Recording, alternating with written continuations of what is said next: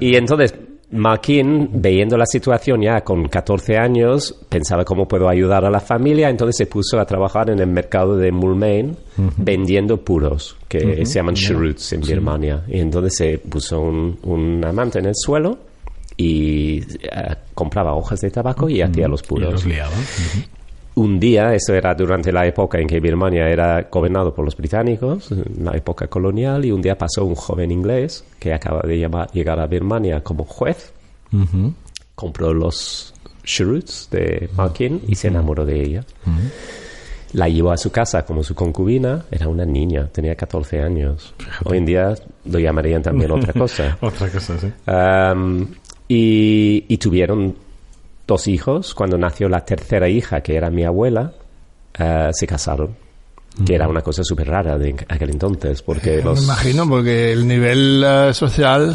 Claro, porque había un asunto ahí de raza y clase, ¿no? Sí. De que no se mezclaban las razas y no se mezclaban las clases sociales, ¿no?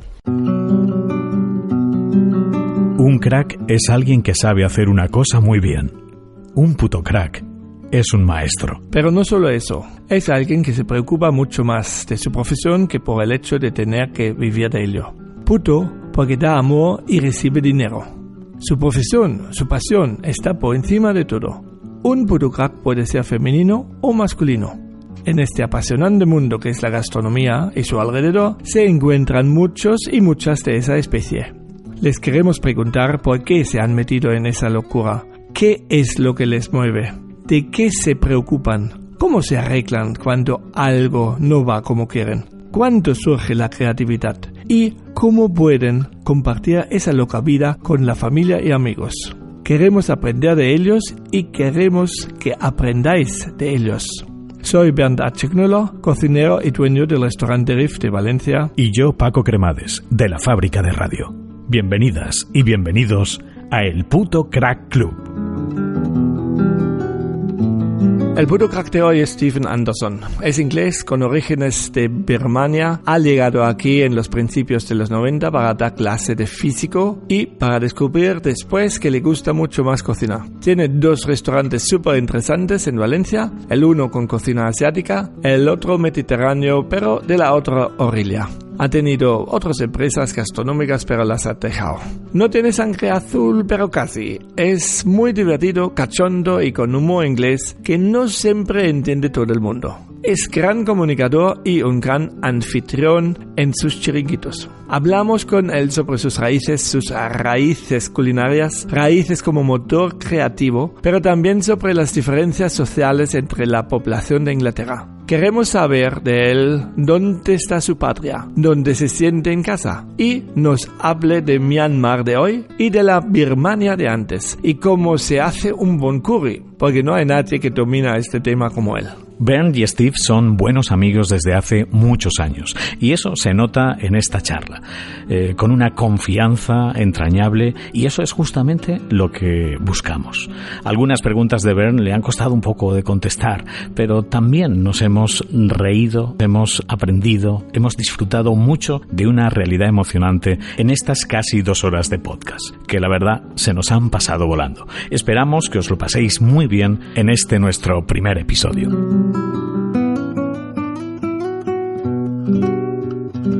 ¿Quién es usted? Yo soy la autoridad. ¿Te lo ha dicho una vez algún policía? Sí. ¿En serio? Sí.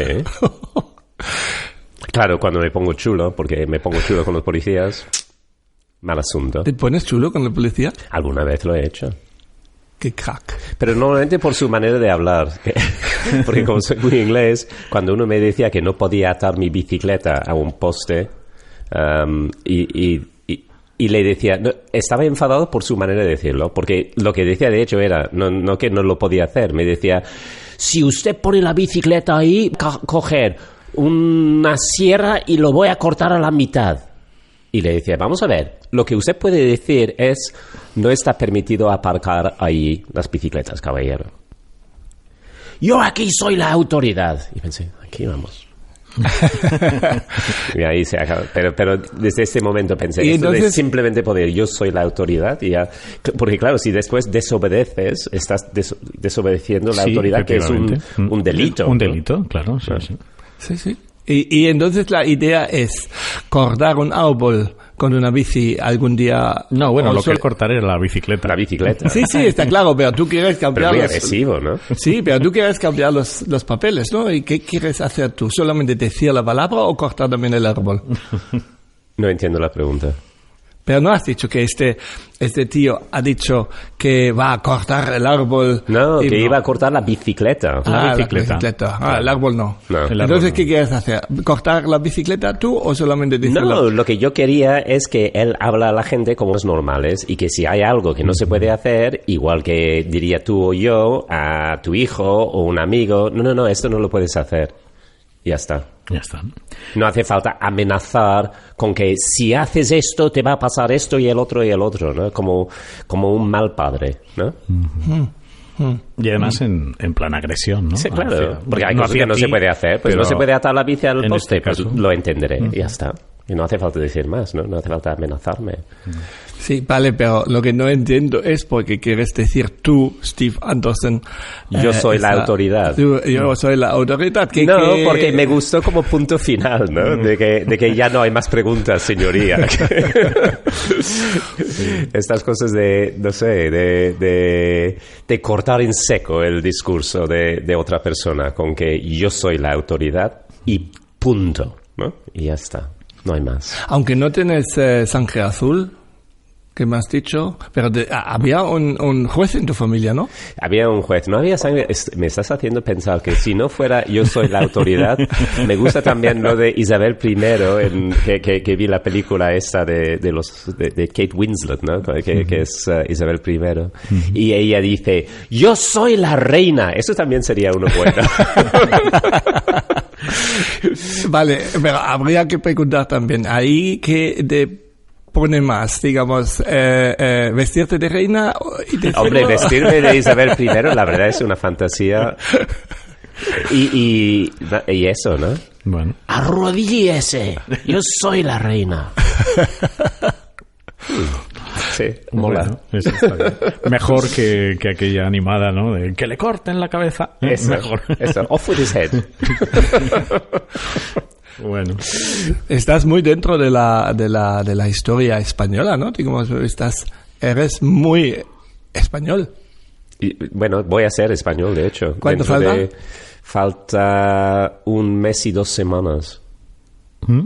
Para envolverme desnudo en la bandera de España como Ana Obregón. Entonces has tenido suerte, ¿no? Con el Brexit que lo han alargado para hasta enero, ¿no? Sí, bueno, estaba escuchando una cosa muy divertida el otro día que decía un amigo que dice, es el año 2120.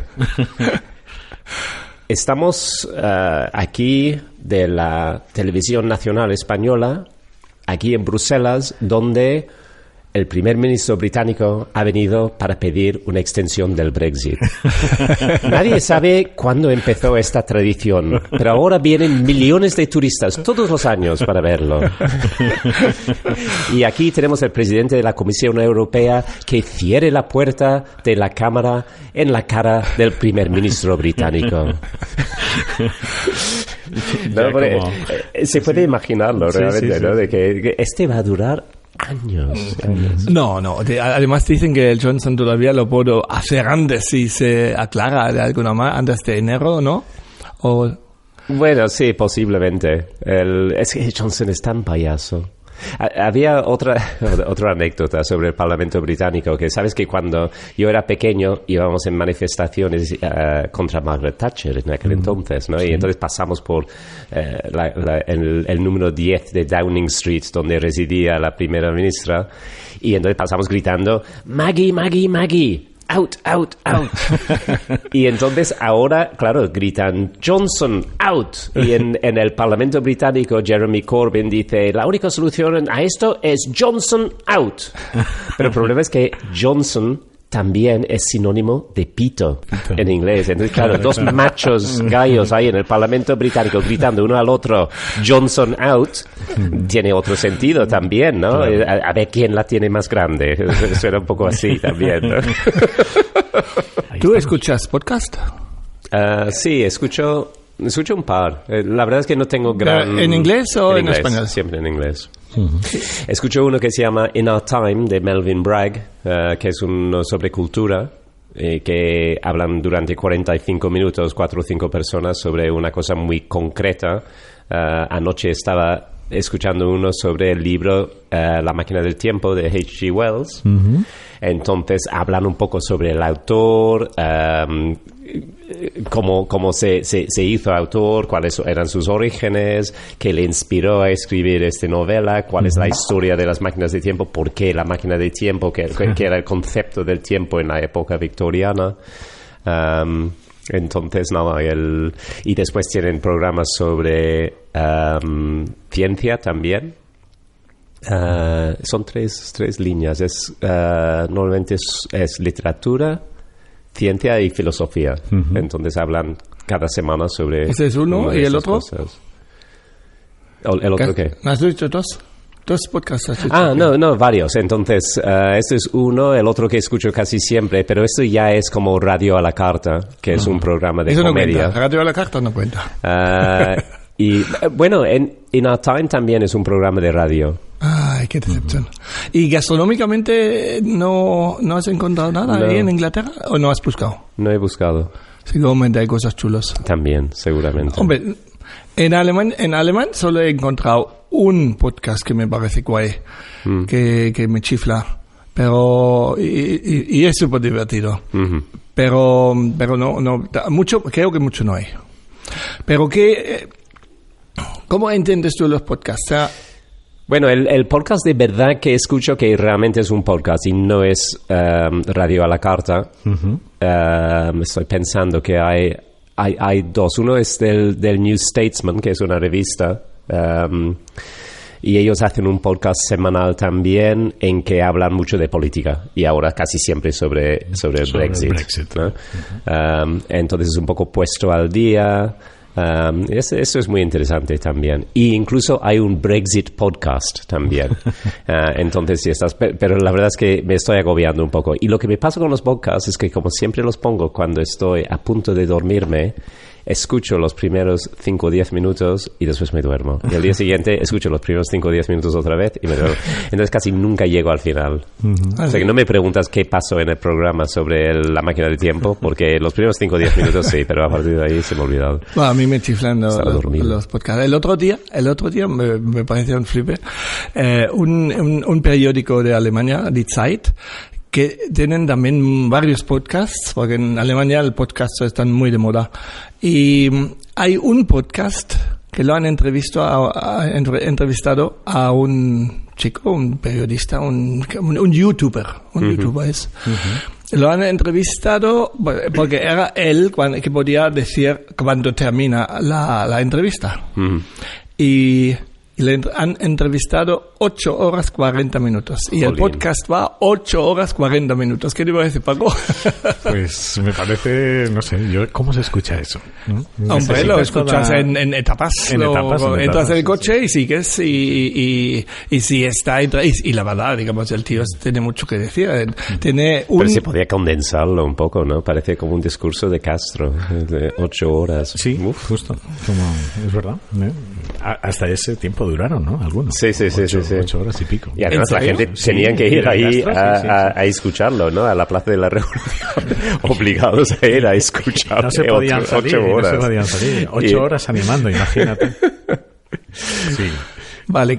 ¿Qué haces tú aquí en España? ¿Cómo ligas tú? O yo. Esa pregunta creo que os la debería hacer. Venga, hazlo tú. Lo cortamos. Venga, otra vez. Sí, pero es verdad, ¿qué hacéis vosotros aquí, no? A mí me encantaría, ¿no? Dos locos como vosotros. Y había un silencio grande. ¿Qué hacéis aquí? Huyendo de la justicia inglesa y alemana. Yo creo que habrá alguna gente que vienen aquí para huir, ¿no? Puede ser. Y en general también, ¿no? La verdad, tiene que ver un poco... se puede ir a otros sitios para huir. Lo que pasa es que después de tantos años ya no cuela. Hombre, si tienes un pasaporte británico, sí. Si tienes un pasaporte sirio, a lo mejor es un poco más difícil, ¿no? Sí. Claro, para mí, cuando yo vine aquí, que era el 91, Yo era profesor entonces en Inglaterra y mi idea era pasar un año en España, ¿no? Que mi pareja de entonces era español y entonces pues vinimos aquí un poco con esta idea de pasar un año después de haber vivido en Londres varios años. Pensé, bueno, voy a España y voy a dar clases de inglés ahí en España durante un año. Entonces no estabas ni cocinando ni nada. Bueno, cocinaba en casa. ¿En casa? Probablemente cocino ahora. No, es que Paco no sabe que tú eres físico. Yo soy físico. Físico. Sí, a veces se me olvida yo también, ¿eh? Pero yo soy físico como Ana Obregón es bióloga. Muy bien. Eso tampoco lo sacas. Que no me volverá a invitar a Masterchef. Te ha marcado tu paso por Masterchef, por lo que veo, ¿no? Te ha marcado bastante. Sí, no, yo soy físico. Yo hice la carrera en física y hay un dicho en inglés que dicen those who can do, those who can't teach. Los que pueden hacen y los que no pueden enseñan. Sí, sí. Entonces yo era profesor de física. Y de hecho, cuando vine aquí, aunque el primer año trabajé de profesor de inglés, después de un año encontré un trabajo mejor pagado dando clases de física en el Hispanoamericano, que es un colegio privado en Puzol. Entonces estaba allí un año y después me metí en el rollo de la gastronomía. ¿Y por qué? Porque me gustaba cocinar. Es que yo fui una vez en ese restaurante recién abierto, porque entonces, ¿qué año era eso? 96. 96.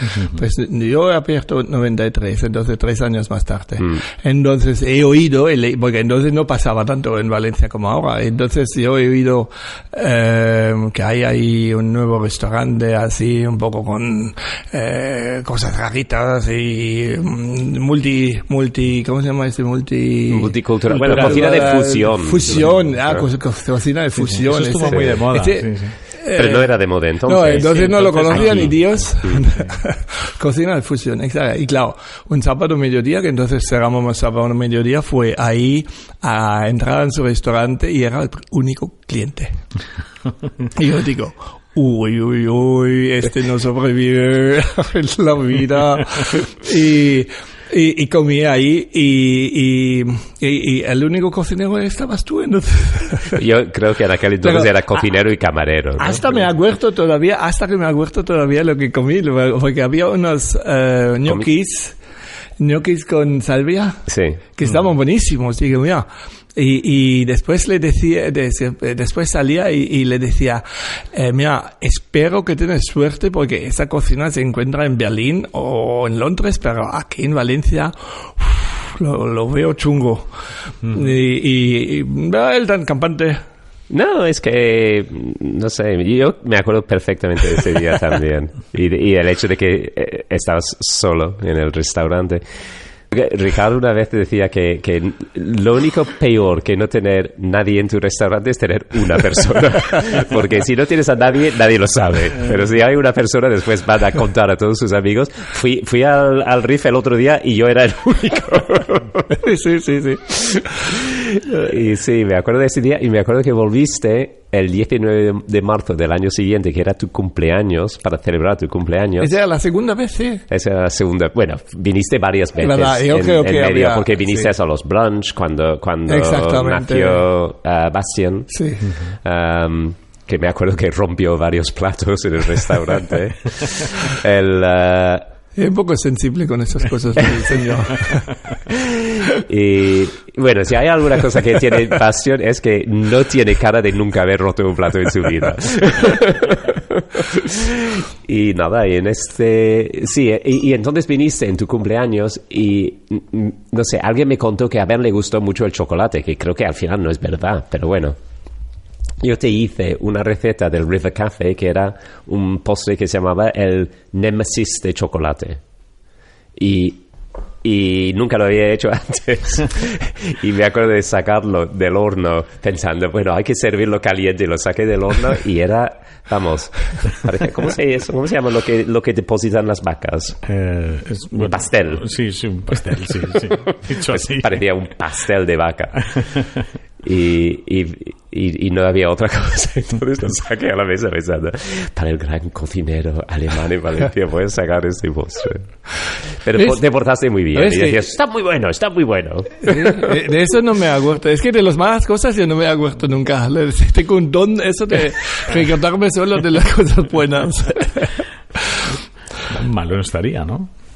No me acuerdo de pero no memorable. No memorable. Me acuerdo porque Eso fuimos con claro. Miguel Ángel, me acuerdo del día y me acuerdo dónde estaba sentado y eso, porque a mí la verdad me gustaba siempre mucho el CUCDA. Sí. Y me gustaba también esa forma de ir a abrir un restaurante totalmente diferente que yo, digamos, porque al final yo siempre he ido de la parte clásica, incluso clásico, no solo de la cocina clásica, pero también del aprendizaje clásico, ¿no? Digamos, aquí, así hay que hacerlo. Y cuando hay otra gente que hacen un restaurante totalmente diferente, a mí me chifla, me parece súper interesante porque veo otras formas de hacerlo y yo no puedo hacerlo, digamos, no soy incapaz, no necesita, por eso otros restaurantes porque me costaría un montón y de verdad somos amigos desde hace muchos años. Sí. A pesar del Nemesis de chocolate. Bueno. A ver, no hemos contestado. Sí, faltas tú contestar. Y luego también me gustaría, ¿por qué el Mediterráneo? ¿No? Porque yo creo que el Mediterráneo os ha marcado. Yo sé que a Steve en las dos orillas, pero ¿a ti? No, a Steve también, las dos orillas, ¿cuántas orillas tiene el Mediterráneo? A ver. No, a mí siempre... Steve sabe lo que digo, ¿no? Pero pero pasamos a eso después. Primero que conteste la pregunta. ¿No? Sí. Que conteste, señoría, que conteste el acusado. Pues para mí el Mediterráneo siempre me ha buscado, la verdad, digamos, el otro día, porque una vez tenía que hacer una ponencia en un sitio aquí en Valencia y había hecho mi primer PowerPoint, ¿no? Y lo he hecho yo, y la verdad, digamos... Ya no se hace PowerPoints, ¿verdad? Eso era hace 20 años, pero bueno. No, pero yo hablo hace 20 años. Vale, claro. O hace, a lo mejor un poco menos, a lo mejor 10 o algo así. No sé. He hecho mi primer PowerPoint y como lo he hecho yo, creo que alguien me ha ayudado, pero entonces he explicado que tenía un amigo en Alemania cuando tenía 13 años, ¿no? Y este amigo tenía padres más modernos que yo, y porque sus padres viajaban al extranjero, exactamente a Yugoslavia. Entonces se llamaba Yugoslavia todavía, a la costa mediterránea. Y me daba una envidia, digamos, porque nosotros, las únicas vacaciones, digamos, donde hemos viajado era al mar norte. Y no tenía nada que ver con el Mediterráneo. Y entonces, este chico, Mirko, era entonces mi mejor amigo. Y este también me llevaba por primera vez en una pizzería. Tenía que ser el 75 o algo así. Y yo nunca he comido especialmente mucho. Entonces, en esta pizzería, pues él pedía la pizza para mí, otra para él. Y me parecía todo tan sospechoso que comía solo lo crujiente alrededor.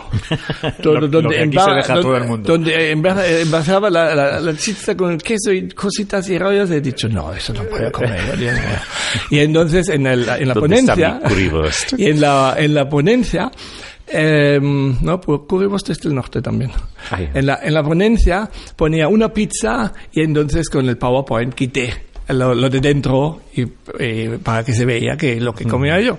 Y dice, y además este amigo ha estado en el Mediterráneo y ha visto chicas en topless. y el otro día he encontrado este PowerPoint y estaba mirando Carmen, mi mujer, el PowerPoint, y de repente sale esa chica en topless ahí en el Mediterráneo. Y digo, ¡hala! ¿Y eso lo pones tú en tus ponencias? Digo, hombre, claro, va a explicar. Digo, porque era para mí entonces el más grande avance que se podía tener en esa edad, digamos. Y yo estaba lejos del Mediterráneo en este momento imposible llegar alguna vez en mi vida al Mediterráneo. Uh-huh. Y creo que ahí entonces hice mi aprendizaje.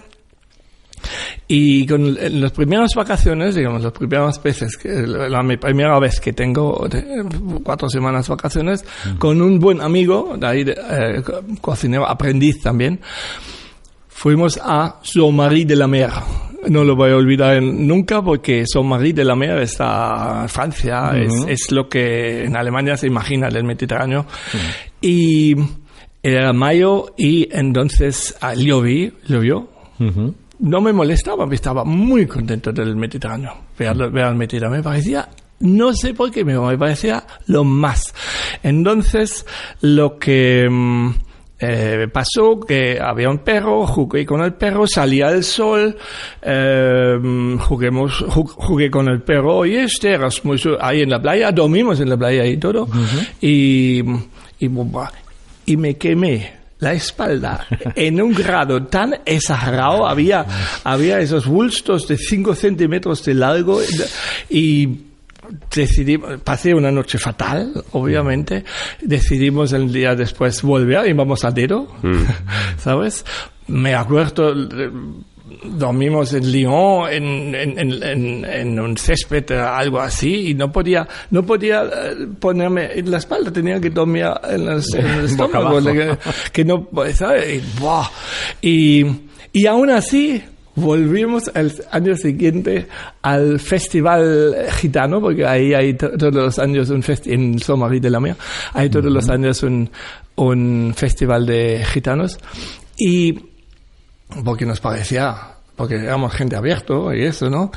Y dormimos ahí en Saint-Marie de la Mer, Saint-Marie de la Mer hay búnkers todavía. Ah, sí. Pero ¿dónde está exactamente ese sitio? En la Camargue. Ah, vale. Y esos y dormimos en esos búnkers. Y estamos ahí dentro del búnker, entraban unos gitanos y querían dinero. ¡Qué leche! Y las maletas estaban en la entrada y cortaban y no podíamos, estamos ahí encajados, ¿no? ¡Qué miedo!, ¿no?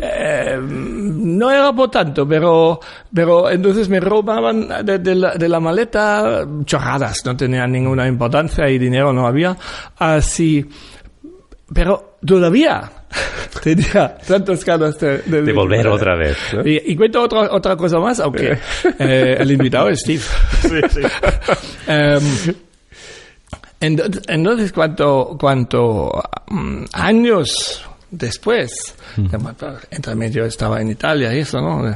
Pero cuando años después decidimos venir a Valencia, estaba en Segovia, un pueblo pequeño, venía a Valencia, porque a mí, digamos, me atraía mucho, además tú sabes que el 19 de marzo es mi cumpleaños, entonces pensaba, mira, eso pica bien Valencia. Pero la primera vez que llegamos a Valencia, íbamos con el coche este era año 91. Cuando viniste desde Segovia. Desde Segovia. Y entonces había unos amigos en la Malvarrosa. En la Malvarrosa llegamos así a las 9, a las 10. Estaba ya noche. Aparcamos en un parking, pero abierto, arriba, sí, ¿vale? Aparcamos, apago el coche. Salgo, viene un tío y dice, oye, deja encendido la luz, un momento. Y digo, la luz, ¿para qué necesitas la luz?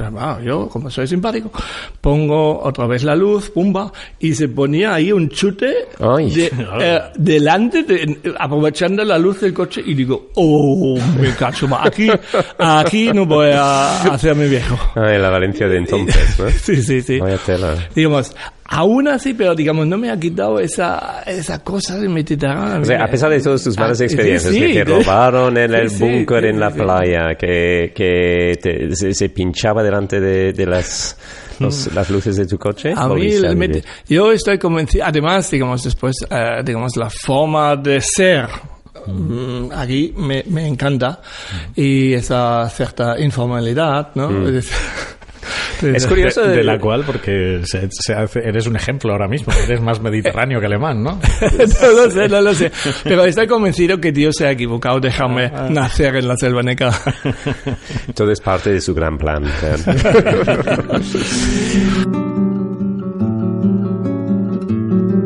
Salimos un momentito para la publicidad. La necesitamos para que pueda sobrevivir este podcast. Por supuesto, solamente recomendaremos productos donde está involucrado realmente nuestro corazón. Nuestro primer patrocinador es la bodega Raventos y Blanc. Sus cavas se encuentran en la Carta del Rif desde los inicios del 2001. A Pepe Raventos le considero amigo. He seguido cómo desarrollaba, súper inquieto, a esas entonces locas ideas. Con el apoyo de toda su familia, sobre todo de su padre Manuel, ha cambiado la totalidad de su producción a biodinámica, porque entendían que no hay que trabajar en contra de la tierra para conseguir esa altísima calidad que buscan. Y estoy totalmente de acuerdo con ellos. También me impresionaba cómo, con 2 collones, la verdad, salían de la denominación de origen cava, porque sueñan con una DO nueva, una que respalde esa calidad artesanal e única por encima de todo. A mí me encanta esa dedicación total a un producto. Os recomiendo visitar su bodega, charlar con Pepe o con su padre, probar sus cavas si no lo conocéis ya, porque se nota pasión y ese gran compromiso con la tierra. Y eso se nota en cualquier rincón, tanto entre las viñas como en la finca misma. Tienen una fantástica página web, raventos.com. Volvemos al podcast. Pues es curioso lo que dices, porque hemos coincidido en varios puntos. O sea, con tu amigo Mirko en Yugoslavia posiblemente estaba a la vez. ¿Ah, sí? Sí, porque este año, el 75, yo fui con mi familia, fuimos a la costa dálmata, de Croacia. ¿Se llama dálmata? Bueno, el mar Adriático, ¿no? Que me acuerdo que fuimos en unas vacaciones familiares en Croacia, en un sitio en una isla que se llama Korčula. Y súper bonito, y no era el primer viaje que hicimos al Mediterráneo, porque naciendo en la cuna de todo este privilegio de ser hijo de 2 médicos, pues nosotros sí que hicimos viajes a Europa desde que era pequeño. Mi primer viaje con mi familia con 5 o 6 años fuimos a Lerici en Italia, ahí al lado de Cinque Terre, y después fuimos a Grecia. Y el tercer viaje era a Yugoslavia. O sea, que coincidí con tu amigo Virko. Y la verdad es que realmente pensando ahora que todo el mundo viaja, en aquel entonces nadie viajaba y éramos como, yo creo que era el único niño en clase que había subido a un avión, ¿no? O sea que ahora que pienso en esos tiempos y pienso que privilegiados estuvimos. ¿Y eso te beneficiaba? Bueno, eso lo que hacía era introducirme, entre otras cosas, a este mundo de la gastronomía, y despertó un interés, porque aun cuando huelo un plato de mejillones en la playa, me lleva a estas vacaciones en Lerici. ¿En la playa italiana o en la playa de Croacia? En la playa donde sea. Este olor a unos mejillones hechos al vapor, que me lleva directamente a cuando tenía 5 o 6 años. Es muy curioso, ¿no? Como en la película, en Ratatouille, ¿no? Es cuando se lleva la memoria. Pues esto es uno de esos momentos, ¿no? Del olor de mejillones al vapor. Y nada, y después también coincidí contigo en el 91, que era el año que yo también vine a Valencia. Y ahí, bueno, no tenía una preconcepción realmente de cómo era Valencia. Lo elegimos un poco porque tuvimos bueno, mi pareja de entonces tenía amigos que vivían aquí, entonces pues decidimos venir a Valencia, ¿no? Y porque estaba en el Mediterráneo, o sea que el Mediterráneo sí que era sí que fue una razón. Una razón. No planteaba ir a Madrid, por ejemplo. Sí. Barcelona sí, Barcelona también. Pero no sé, Valencia parecía una ciudad donde no estaba pasando nada, porque en el 92 eran las Olimpiadas, en Sevilla era el Expo, Madrid era capital mundial de la cultura. Eso también era razón para mí no ir a esos sitios, digamos, porque veníamos, digamos, de Berlín, y donde acaban de abrir el muro y entonces no era plan de ir otra vez a un movimiento así de locos, ¿no? Sí, no estaba pasando nada en Valencia, realmente. Entonces parecía un sitio bastante tranquilo. Y bonito. Sí, muy bonito, ¿no? Muy bonito. Porque a mí, soy un enamorado de Valencia y me chiflaba siempre que no había turistas. No me lo podía explicar. Entonces, digamos, ¿no? Entonces había muy poquitos, pero, es verdad. No, pero aquí, digamos, abrimos 93, venía una mesa de extranjeros al mes. ¿Es verdad o no? No, y en el Seuxeré también, cuando abrimos, que me acuerdo en agosto, porque nosotros abrimos... En agosto no venían niños. En agosto no había nadie. Valencia se vaciaba por aquel entonces, es verdad. Acaba, por eso siempre me mosqueo que, digamos, ahora están vendiendo Valencia demasiado rápido y demasiado barato. La verdad, siempre digo, pero este es una joya, Valencia es una joya. Digamos, yo soy enamorado también de la Huerta Norte. Digo que algún día lo van a descubrir que la Huerta Norte es un flipe alucinante, tremendo, y lo van a aprovechar para venderlo bien vendido, digamos, para decir, oye, mira qué joya tenemos aquí, y después el puerto de Calarrocha, ¿no? También es otra cosas que, digamos, hay muy cerca aquí tantas cosas tan chulas, pero ahora mismo los turistas están en el centro y en Ruzafa. ¿No? Una pena, digamos, porque vienen para un fin de semana y... Sí. Bueno, pues hablamos de raíces, que no lo hemos dicho. Hablamos de raíces. Cortamos todo lo anterior. No, claro, porque Steve tiene sus raíces. ¿Dónde tienes tus raíces, por cierto? Pues, ¿viento te pareces un poco chinito?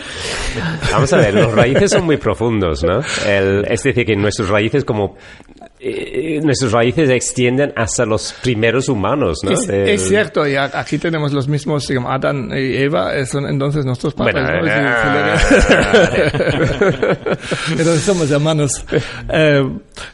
Y además, digamos, con esas pruebas de ADN que se suelen hacer alguna gente, lo veo a veces en internet, flipan la gente de qué raíces tienen, ¿no? Digamos, tenemos muchos raíces que no sabemos que lo tenemos.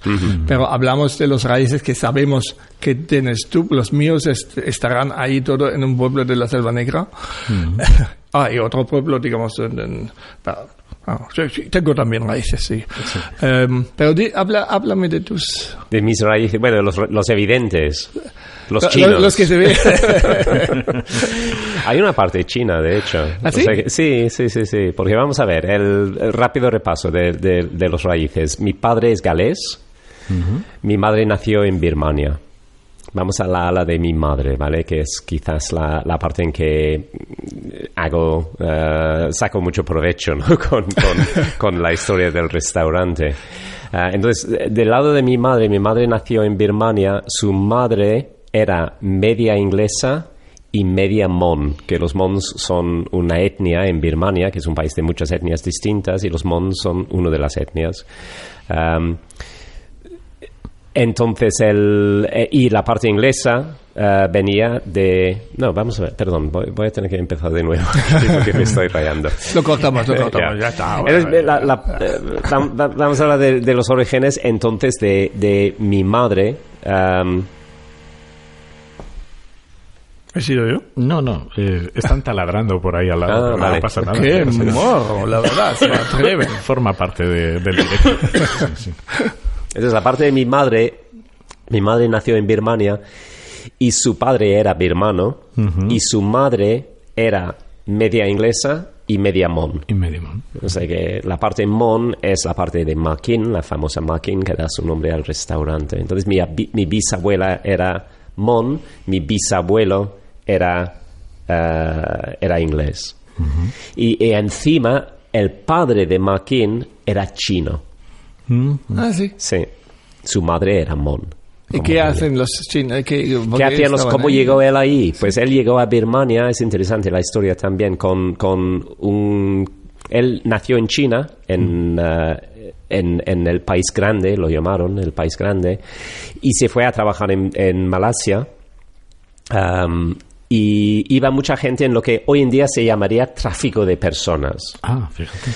Que básicamente, ¿cuál era el medio en que una persona pobre de un pueblo de China podía llegar a conseguir un trabajo en Malasia? Pues que buscaba un barco que te llevaría a Malasia, y a cambio del viaje en barco, pues tú darías tu trabajo durante un año al capo de al jefe de este barco. Y entonces tenían un contrato que se llama un contrato, no sé cómo se dice en español, en inglés es indentured, que viene de dientes, ¿no? Era un contrato en una hoja de papel en que se escribía en la parte de arriba: yo presto mis servicios durante un año a este señor a cambio de que me ha traído aquí. Y abajo ponía lo mismo y se firmaban las dos partes, y se hacía un corte por el papel en una especie de zigzag. Vale. Y por eso esos contratos se llamaban en inglés indentured. Muy bien. Porque tienen forma de dientes. Zigzagueados. Sí. Y solo cuando se juntan era cuando se podía. Exactamente. Cancelar, entonces, ¿no? cuando terminaba tu año de trabajo, o el año, o el 2 años, o 5 años, lo que se acordaba, el amo te devolvía la otra mitad del contrato y tú te quedabas libre en Malasia para buscarte la vida. Porque ya tenías el papel completo. Tenías el papel completo. Entonces, así es como mi tatarabuelo llegó a Malasia, y después de su tiempo trabajando para su amo, pues se quedó libre del contrato y se buscaba la vida trabajando como comerciante por la costa. Se vendía, no sé qué vendía, pero vendía cosas por la costa. Y acabó en Moulmein, que es una ciudad costera en Birmania, y ahí era bastante común para los comerciantes chinos de casarse con mujeres nativas. Entre comillas, porque es nativa, ¿quién es nativa? Bueno, eso es otra conversación. Entonces se casó con mi bisabuela, mi tatarabuela, que era la madre de Makin, y ahí nació Makin. Y el comerciante chino, después, cuando Makin aún era bastante joven, su padre se enfermó, y después tuvo una enfermedad larga. Durante este tiempo, Makin dice que la familia lo pasaba mal porque, claro, no estaba trabajando.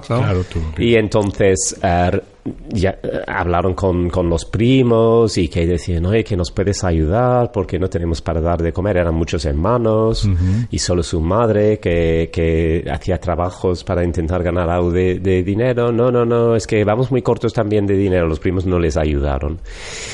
Y Makin, la hija de este hombre que está muriéndose, y su abuela, y su madre, juraba en ese momento que algún día se haría rica y se llenaría una bolsa con monedas de oro, y iría a ver a sus primos que le habían negado la ayuda durante ese tiempo, y les pegaría sobre la cabeza con su bolsa con las monedas de oro. Y entonces Makin, viendo la situación ya con 14 años, pensaba cómo puedo ayudar a la familia, entonces se puso a trabajar en el mercado de Moulmein vendiendo puros, que se llaman cheroots en Birmania. Y entonces se puso una manta en el suelo y compraba hojas de tabaco y hacía los puros. Y los liaba. Un día, eso era durante la época en que Birmania era gobernado por los británicos, la época colonial, y un día pasó un joven inglés que acaba de llegar a Birmania como juez, compró los cheroots de Makin y se enamoró de ella. La llevó a su casa como su concubina, era una niña, tenía 14 años. Fíjate. Hoy en día lo llamarían también otra cosa. Otra cosa, sí. Y tuvieron 2 hijos. Cuando nació la tercera hija, que era mi abuela, se casaron. Que era una cosa súper rara de aquel entonces, porque Me imagino, porque el nivel social... Claro, porque había un asunto ahí de raza y clase, ¿no? Sí. De que no se mezclaban las razas y no se mezclaban las clases sociales, ¿no? Mackin era pobre y era una mujer nativa. Mi bisabuelo era un hombre bueno, no era muy rico, pero carrera, que tenía carrera, militar, era un profesional, un juez, y era inglés, ¿no? Y tenía la peluca también, eso, ¿no? Y tenía la peluca, sí. La peluca con el gorro negro que ponían cuando condenaron a la muerte. ¿Ah, sí? ¿Sabes? Sí. Como respeto. Bueno, era como un poco señal al condenado de que cuando llegaba ahí y veía al juez poner el gorro negro, pensaba... Que no espere. ¡Ostras! Y entonces, aunque él era en contra de la pena de muerte, pero sí que lo administraba. Pero luchó por la abolición. Pero veía su obligación de imponer la ley. Y si la condena era de muerte, pues él cumplía con su deber, ¿no? Entonces cumplía con su deber, con la madre de sus hijos también, y se casó con ella. Y yo creo que era eso, ¿no? Que era un hombre que cumplía, ¿no? No quiero juzgarle porque no le conocía, pero que creo que era un hombre que cumplía con su deber. Y mi abuela, su hija, le adoraba. Y sin embargo, mi abuela no se llevaba muy bien con su madre, con Mackin, porque Mackin era una mujer muy severa, que quería que sus hijos se casaban con hombres y mujeres ingleses, porque así se diluiría la sangre birmana y se aumentaría la sangre inglesa, que era la que daría oportunidades para el futuro, ¿no? ¿Y qué hace mi abuela? Se enamora de un birmano. Entonces, su madre furiosa, ¿no?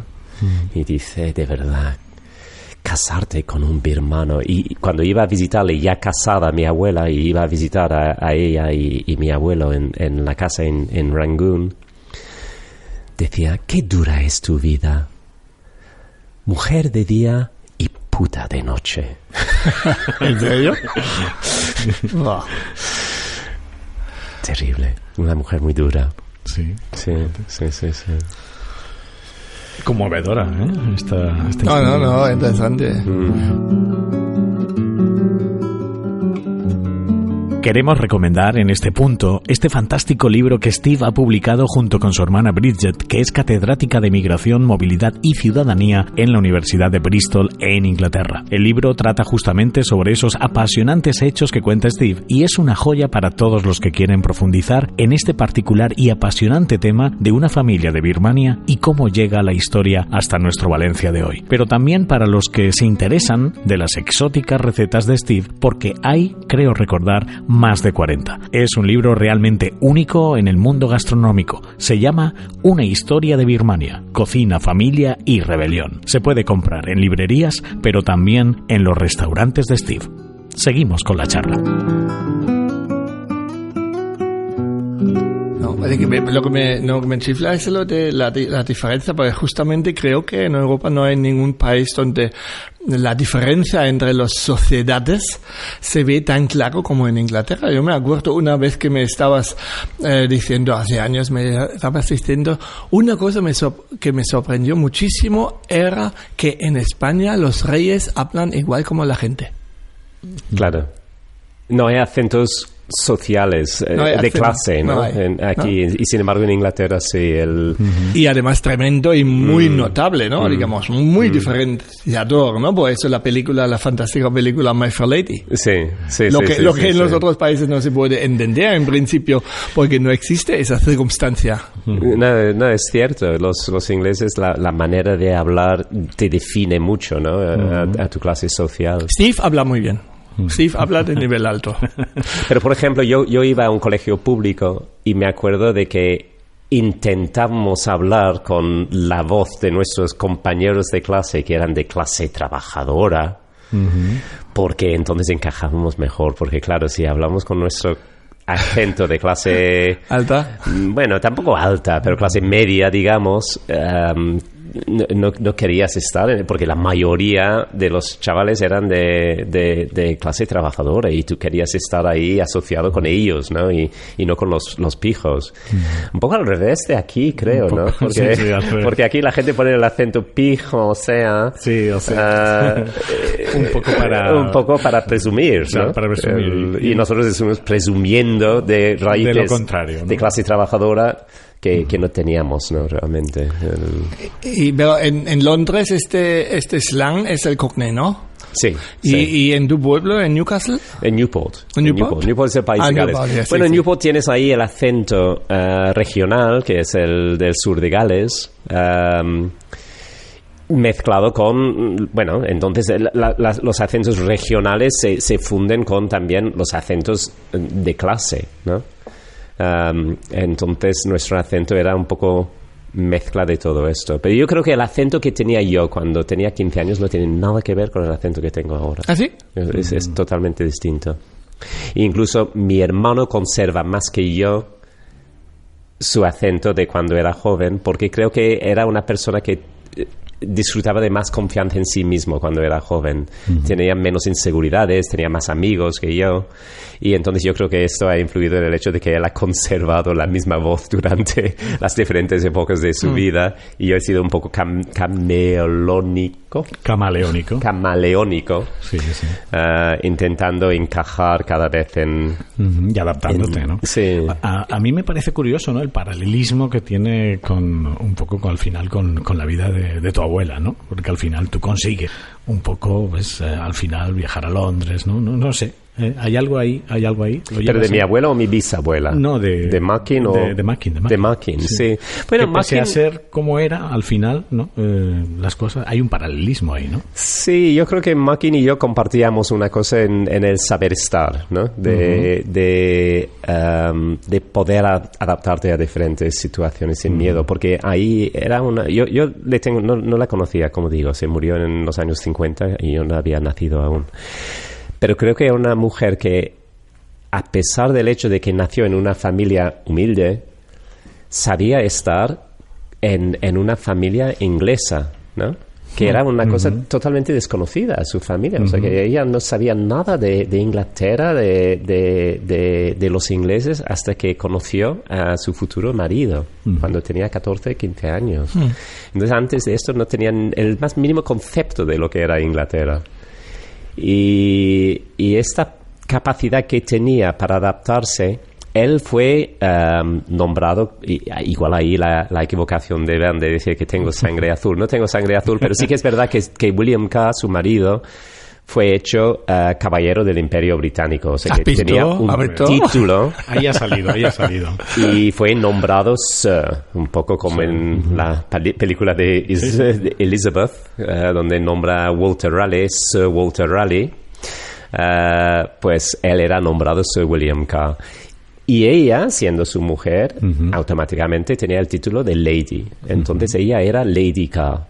Claro, una mujer que había nacido en esta familia pobre, que vendía puros en el mercado, y acabó la vida siendo Lady Carr, y recibía al colector, que era el más alto cargo en esta región de Birmania, en su casa, y le daba de cenar.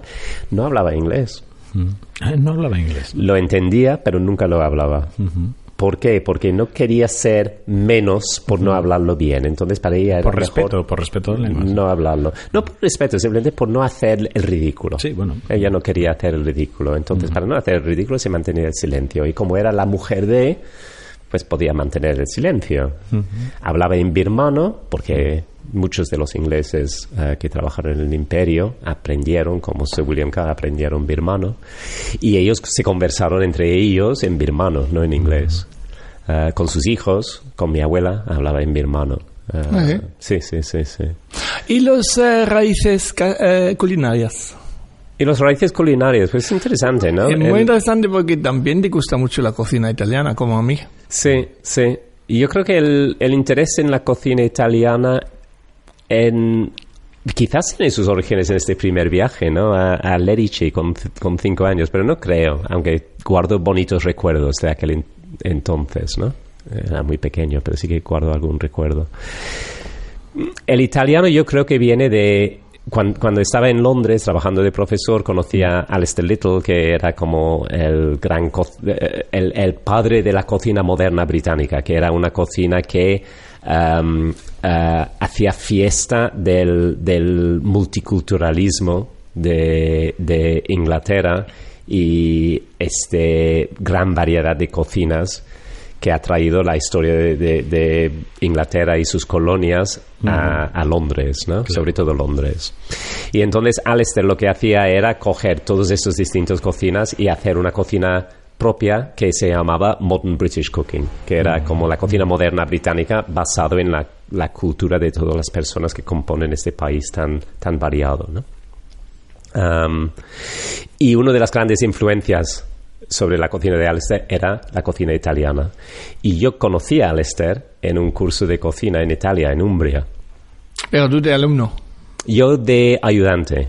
Mis padres habían estado haciendo el curso de alumnos y cuando volvieron me decían, oye, que están buscando un ayudante. Y yo entonces estaba trabajando en el hispanoamericano, tenía largas vacaciones en verano y decía, pues les voy a llamar. Y les llamé y me decían, mira, no te podemos pagar, pero si vienes, pues, y te gusta cocinar, pues puedes estar con el cocinero y te pagamos el vuelo. Entonces, pues, fui ahí a Italia 3 años seguidos durante el verano y ahí conocí a mucha gente súper interesante. Entre ellos, pues, Alistair Little, también a Albert Finney, que yo daba clases de cocina a Albert Finney durante una semana, el actor, a Anita Rothschild, que era... ¿Qué te he dicho? Es muy pijo. Entonces era como una oportunidad de conocer a gente muy interesante, ¿no? Del mundo. ¿Y la Rothschild social. estaba aprendiendo ahí cómo hacer espagueti bolognesa? Una mujer fantástica, de verdad, ¿eh? Que era una persona que de lo más normal, ¿no? Y ahí el famoso understatement de los ingleses, ¿no? Que Anita era es una mujer muy discreta, no transmitía como privilegio, sino sencillez, ¿no? Era una mujer que venía todos los días a clase con una camiseta blanca y un pantalón negro. Nunca se llevaba joyas, se maquillaba muy poco, era una chica guapa, bastante joven. Y sin embargo era una de las mayores fortunas de Inglaterra, ¿no? Y me acuerdo que sí que había gente muy presumidas ahí que no sabía quién era Anita. Sabía que era Anita, pero no sabía que era Anita Rothschild. Y me acuerdo de una mujer que decía, no, es que... presumía siempre de dónde había estado de vacaciones. No, es que hemos alquilado una isla que no sé qué, no sé cuánto. Y me dice, sí, te va a gustar. Y me mira y me dice, es que nosotros tenemos una de las islas de al lado.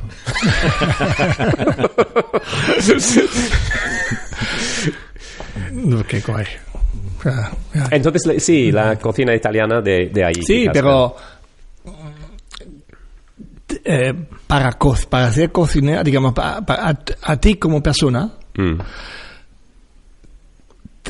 ¿dónde notas las raíces culinarias? Digamos, como a lo mejor era un poco fuerte de mí entrar directamente a Italia, porque al final en Inglaterra se comía bastante mal. Ya, sí, cierto. Bueno, sí, vamos a ver, sí y no. Sí, no. Porque tú y yo hemos estado en Londres y hemos comido de maravilla. Yo he trabajado en Londres el año 80 y hemos cocinado bien, digamos. Bueno. Pero Londres siempre es un poco especial, ¿no? Digamos, Londres no cuenta, digamos, ya por la influencia de tantos... Pero si sales un poco solo de Londres hoy todavía, o lo peor, hace unos años hemos hecho unas vacaciones en Irlanda, no me lo podía creer, de lo mal que se come ahí. Y digo, peor que en Alemania que para mí entonces era ya la cima de lo peor. Pues yo creo que el interés venía entonces de mi madre, tiene que ser de mi madre, y el hecho de que mi madre siempre cocinaba para nosotros. ¿Y cómo cocinaba? ¿Qué tipo de cocina hacía? Bueno, ella tenía... Y no todas las madres cocinan bien. No todas las madres cocinan bien, pero mi madre cocinaba muy bien.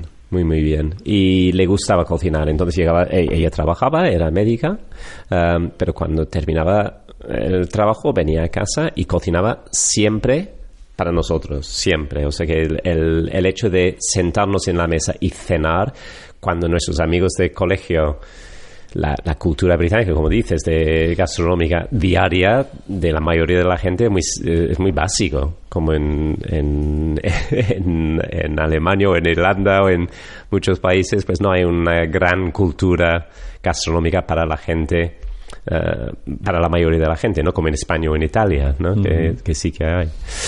Entonces mi madre siempre cocinaba para nosotros y cocinaba cosas interesantes, o sea que hacía curries, le interesaba la cocina, ¿no? Y le interesaba. Ella había crecido en la India, porque a pesar de haber nacido en Birmania, a los 5 años invadieron los japoneses y tenían que irse a la India, donde pasaron los años de la guerra. Entonces hasta creo que los 12 o 13 años mi madre estaba en la India y supongo que la cocina india le influyó también a ella y a su madre. De curry y todo eso, quizás. Además, en la India es donde mi abuela aprendió a cocinar, porque en Birmania siempre tenían sirvientes.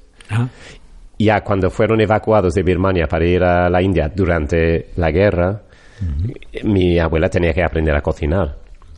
Y entonces, pues, aprendió, imagino, de un cocinero indio, y entonces aprendió a hacer curries, y mi madre heredó estas recetas, ¿no?, de su madre. Y mi madre experimentaba mucho también, o sea que podíamos comer un guiso irlandés de cuello de cordero un día, y otro día, pues, un curry de ternera, y otro día un stroganoff, ¿no?, porque mi madre le gustaba cocinar y nosotros nos gustaba comer. Y la otra cosa que me influyó era el hecho de que mis padres comieron fuera mucho. Y a pesar de ser 4 hermanos, nos llevaban muchas veces a restaurantes. ¿A qué restaurantes? Ahí en Newport.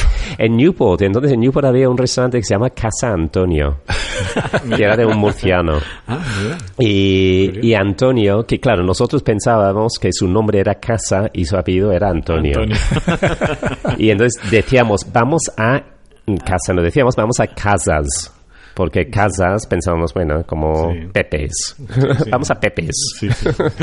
Entonces Casas era donde íbamos siempre. Y de hecho yo celebré mi 18 cumpleaños en Casas. Sí, comiendo un filete diablo, gambas al ajillo hacía muy bien también, y paella. ¿Y lo hacía bien? Con chorizo. No. Era murciano. Ya, pero aún así, que le pusiera pimiento y verduras y eso bien. Sí. Ay. Vale, ¿y cuándo entra la cocina asiática en tu repertoire? Digamos, para como... Bueno, ya estaba ahí por la cocina india. ¿Pero tú cocinabas en casa? La griega, tengo curiosidad yo, por la griega, ¿no? Por la griega también, bueno, las vacaciones griegas que hicimos también, no sé qué, ahí conocíamos la tara masalata y el tzatziki, todos estos clásicos. La cocina griega no era... vamos, que nosotros fuimos de vacaciones, cuando fuimos de vacaciones fuimos a sitios muy turísticos, ¿no? Y entonces imagino que el menú turístico era repetido, lo mismo, souvlaki, no sé, era como siempre lo mismo. Había, en la primera vez, ¿no? Había también en tu carta, en el Seuxerea. Habían los pastafilos rellenos de espinacas y requesón, casi el mismo, como los ñoquis, pero envuelto en pasta filo, no era un gran creativo. Sí, ¿cómo se llama? Spanakoptia. Curioso. ¿Y la musaca? ¿No tenías también musaca? Seguramente. De hecho, hicimos una semana griega, ahora que pienso. Claro. Hicimos semanas temáticas, ¿te acuerdas? Hicimos una semana griega. Sí. Pues sí, entonces, y la parte asiática cuando entró, pues ahí creo esto quizás Alistair tuvo más influencia porque, claro, mi madre no cocinaba cocina china, por ejemplo, en casa. Sí que preparaba balachón, que es este condimento muy birmano de gamba fermentada, que huele muy fuerte, que tiene mucho sabor a umami, ¿no?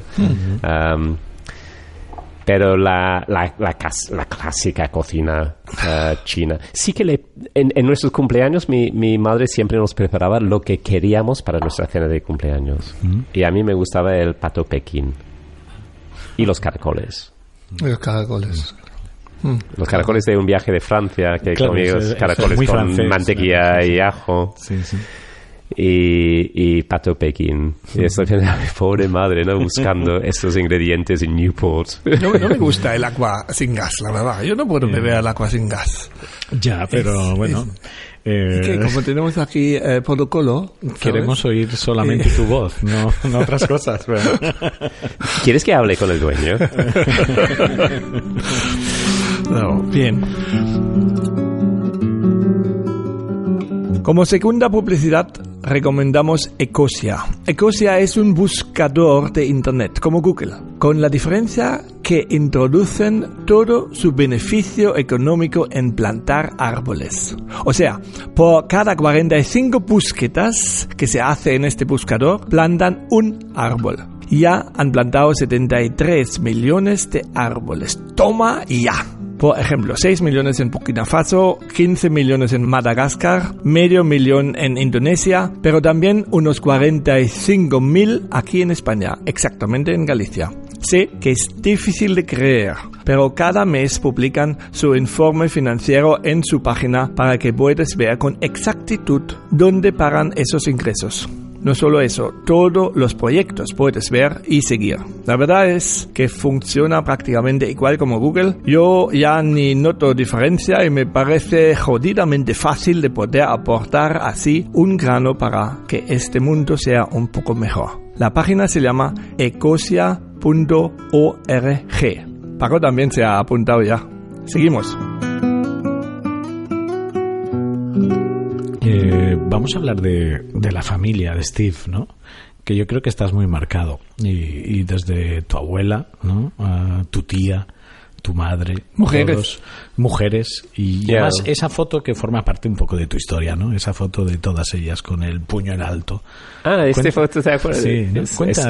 ¿Dónde salió esto? En redes sociales, sí, creo, ¿no? No lo sé, pero a mí me ha llamado la atención, ¿no? Y yo creo que eso te tiene también a ti muy marcado. Yo creo que es bonito ponerlo en valor, y más hoy en día, ¿no?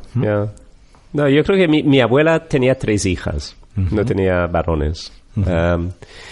Y fíjate que era la época de la guerra. O sea, mi abuela vivió la Segunda Guerra Mundial. Cuenta en nuestro libro, hay una parte que cuenta el bombardeo sobre Yangon, que ella había ido a recoger una cesta de fruta que habían mandado de la casa de la montaña a sus padres a la ciudad para ella, y se iba en el coche para recogerlo, y a volver a casa empezaron a caer bombas, ¿no? Y veía cómo la gente se moría en la calle. Entonces huyeron en el último tren que salió hacia el norte de Birmania, con los japoneses entrando por atrás. Imagínate, con su padre, que era inglés, si hubieran capturado a ellos en los japoneses, hubieran acabado en un campo de concentración y probablemente, como la mayoría, hubieran muerto, ¿no?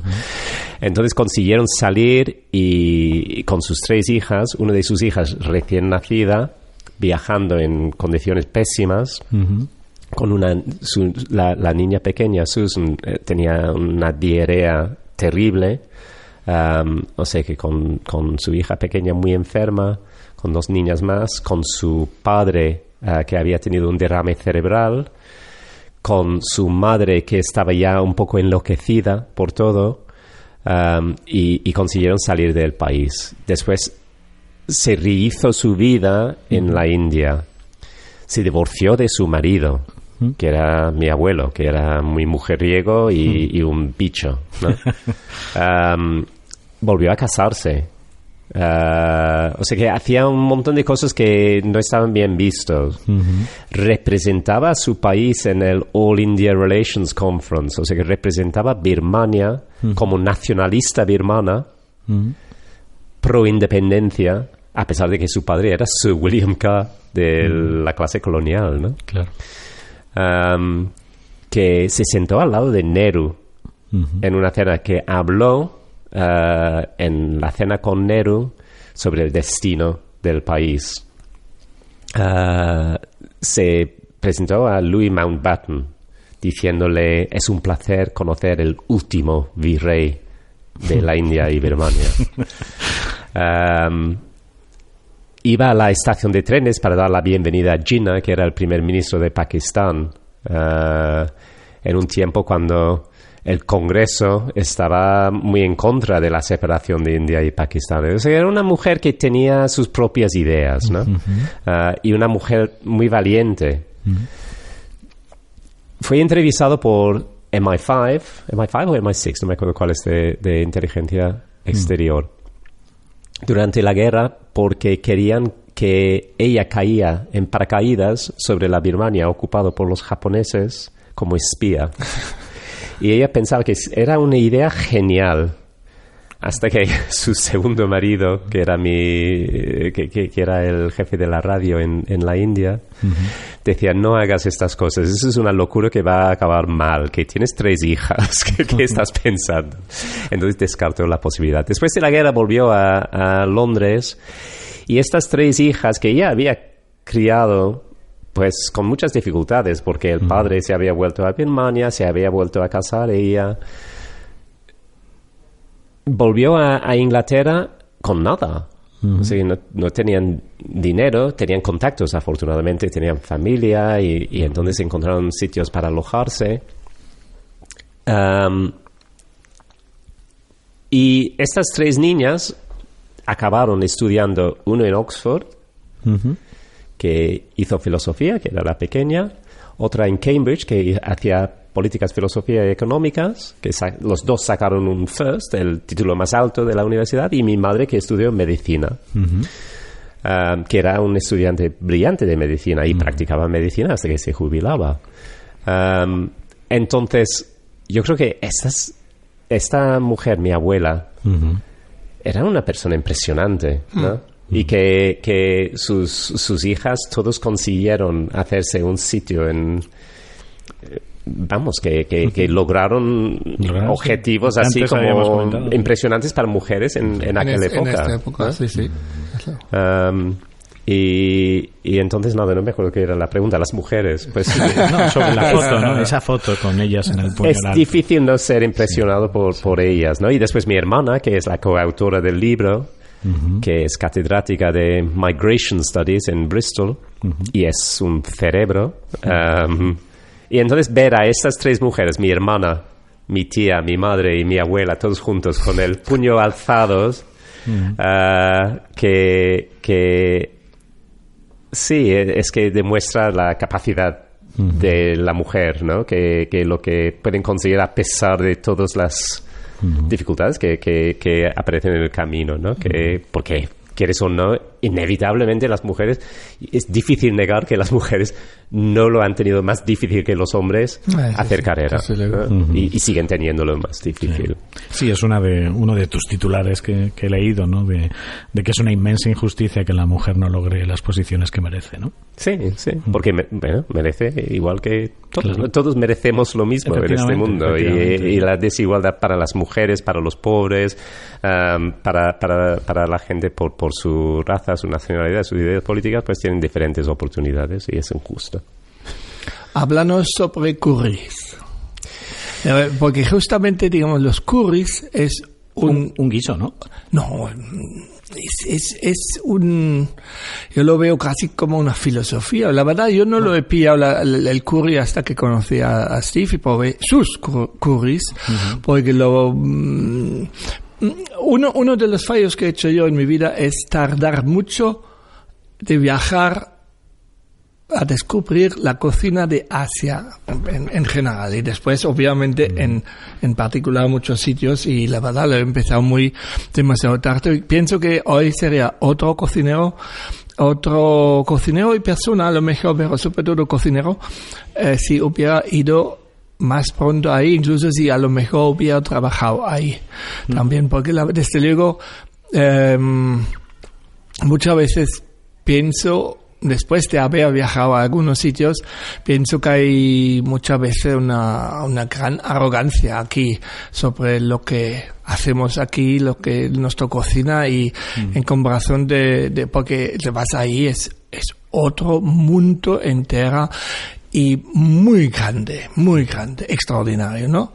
Y ha tardado demasiado, hace 5, 6 o 7 años he empezado a viajar ahí, pero seguramente también por la influencia de Steve. Steve viaja muchísimo. Uh-huh.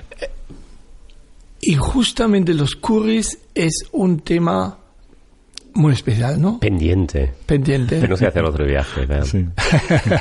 De todas maneras, no te preocupes, porque pones un poco como de cara de pena cuando dices... Sí, no, me parece una gran pena que no... Me rompe el corazón que he sido tan tonto, porque... Para nada. Porque, pero que ¿no crees que hay millones de Bernd Nollers cocineros, aparte de todos los otros Bernd Nollers en mundos paralelos, que hubieran podido ser? O sea, que tú hubieras podido ser 1.000.000 de diferentes tipos de cocinero.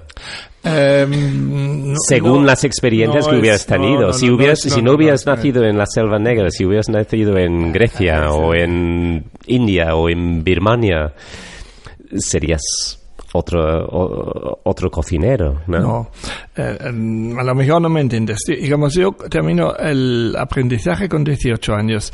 Decido ir a Inglaterra para aprender inglés.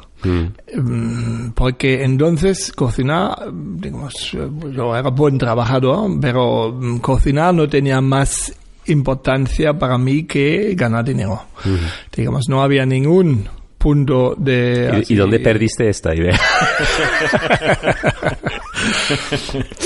Sí, ese es otro problema.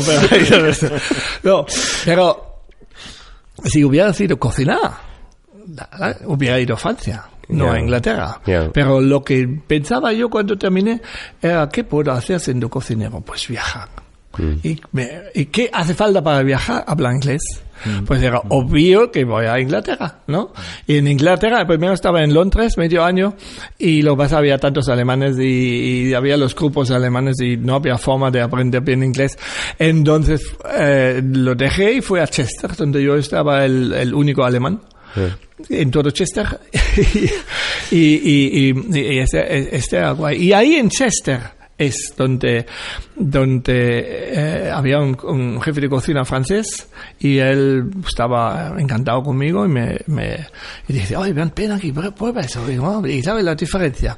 Digamos, lo que quiero decir es, decidí siempre yo sobre dónde ir y sobre qué hacer. Y lo asiático era out. Y me decepciona de mí mismo que estaba yo tan cerrado hacia este mundo tan hermoso y tan grande y tan flipante. Uh-huh. Y hablo ahora no políticamente, hablo solamente gastronómicamente en el contexto del mente de un cocinero, ¿vale? Y eso sí que me decepciona de mí mismo. Pero eso era porque no percibías la cocina asiática como una cosa de calidad. Posiblemente. Porque no lo era entonces. Es decir, que los restaurantes asiáticos eran los restaurantes chinos. Eso no es verdad, eso no es verdad. ¿No? Digamos, era ya entonces un mundo de unos sabores extraordinarios, okay. ¿No? Vietnam, la India, Tailandia, ¿no? No me digas que justamente con Steve nosotros hemos estado juntos en el Gagan, uno de los mejores restaurantes del mundo ahora en la lista de esa la rara lista, ¿no? Y no disfrutamos. Hombre, estaba bien. Hemos comido en otros sitios infinitamente mejor, ¿no? Yeah. En el Nam. El Nam espectacular, ¿no? Sí, digo así. Sí. Vale, digamos, pero sí que, digamos, el Nam, por ejemplo, obviamente el Gagan no existía, pero los sabores de Nam eran los sabores de siempre, ¿o no? Sí, Nam es un sitio de cocina tradicional tailandesa casi, ¿no? El dueño australiano. El dueño australiano, sí. Aunque creo que ha cerrado el sitio, ¿no? Yo fui varias veces después de haber estado contigo. La última vez hace 2 años, a lo mejor. No está cerrado el NAM, como dice Bern, pero es cierto que el gran chef australiano David Thompson ya no está al mando. El restaurante Gagan sí que ha cerrado sus puertas el verano pasado, justamente 2 días antes de que el local obtuviera el puesto de 4º mejor del mundo en la lista de los 50 mejores restaurantes de 2019. Esto lo hemos leído en la agencia EFE, que publicaba la noticia de que el célebre chef indio Gagan Anand, cuya innovadora e irreverente concepción de la gastronomía le valió 2 estrellas Michelin en su anterior aventura, donde han estado Bern y Steve, y que solía estar entre los primeros puestos de las listas de mejor restaurante del mundo, ha abierto el viernes 31 de octubre un nuevo establecimiento en la capital de Tailandia. Y seguimos con el podcast.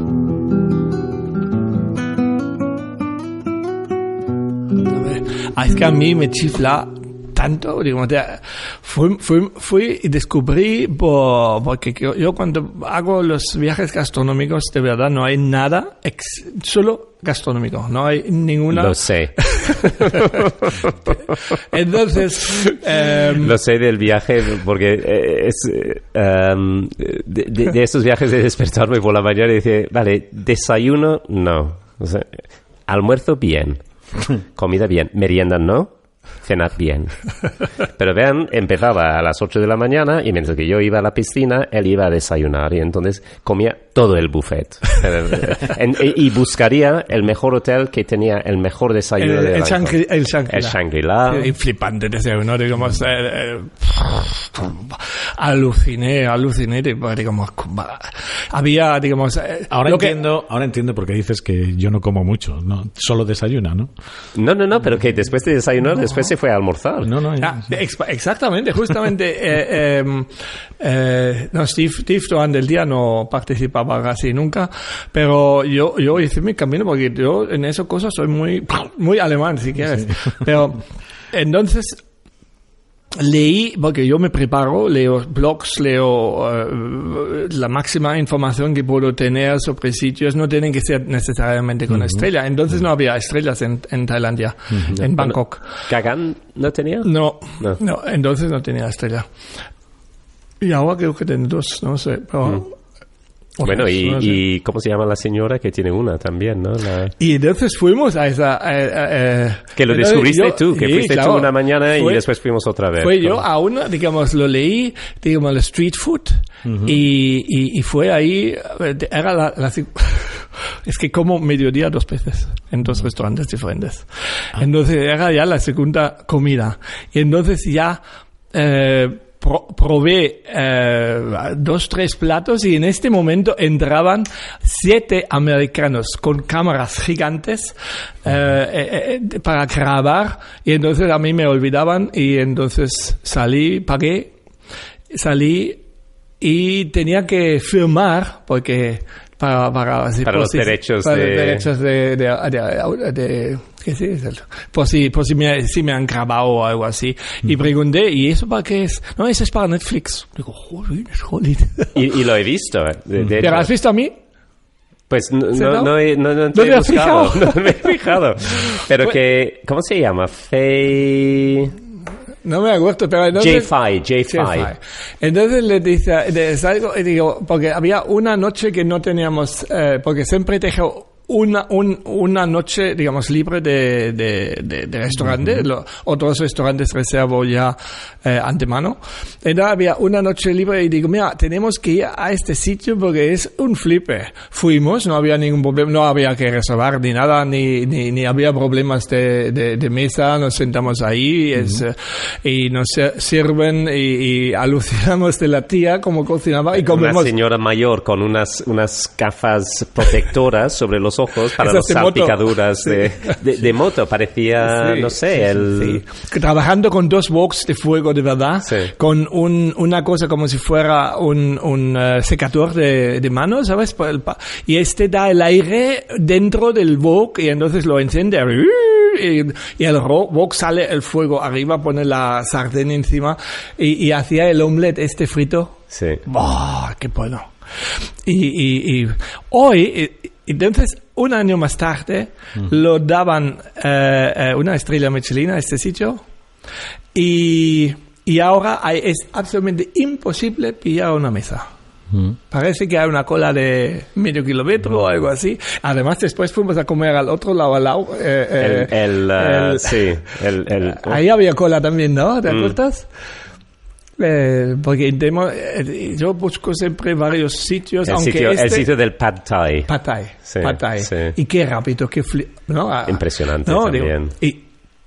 Y eso existía también hace 30, hace 40 años, ¿no?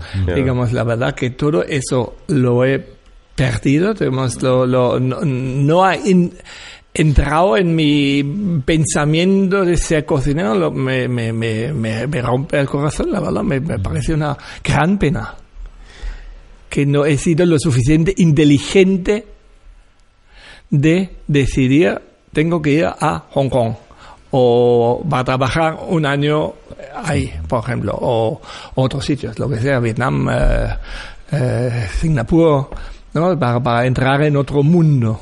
Y ahora mismo a los jóvenes les recomiendo todo. Oye, ir a Asia porque vas a romper con todo y después haces tú... O cuando fuimos juntos al Hakkasan la primera vez, ¿te acuerdas? Sí. En Londres, que también era una experiencia. Yo no puedo olvidarlo en la vida, que había un codillo de cerdo sí. cocido, no crujiente o algo así como a mí me gusta, no, cocido con la grasa, se caía ahí casi asquerosamente ahí. Sí, era y como... yo he dicho, eso no como yo.